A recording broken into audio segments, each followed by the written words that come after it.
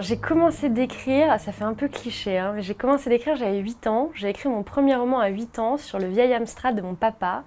C'était une histoire de petite fille qui débarquait dans un poney club, qui avait un amoureux. Enfin bon, c'était voilà. Donc j'avais 8 ans, j'ai écrit mon premier manuscrit à 8 ans, voilà, c'est dit. L'écriture m'a jamais vraiment lâchée. J'ai commencé par écrire des scénarios. J'ai été nommée pour un prix de scénario à l'époque, c'était le Festival du film de Paris, qui avait une catégorie de prix du meilleur scénariste junior pour les gens de moins de 28 ans. Et j'avais 14 ans à l'époque. Voilà, c'était une histoire qui était assez difficile.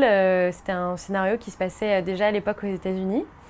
J'ai écrit plusieurs scénarios, j'ai été renommée à des prix et j'ai écrit un manuscrit quand j'avais une vingtaine, entre 20 et 22 ans, qui était une histoire qui était vraiment très sombre et qui pour le coup, je pense, ne sera jamais éditée parce que c'est un livre dans lequel j'avais besoin de mettre beaucoup des ténèbres que j'avais à l'intérieur de moi et c'est pas forcément nécessaire de réouvrir cette boîte aujourd'hui. Et je suis assez contente avec Une ombre chacun d'avoir réussi à trouver un équilibre entre les ténèbres qui peuvent habiter chacun d'entre nous et finalement la possibilité d'un espoir.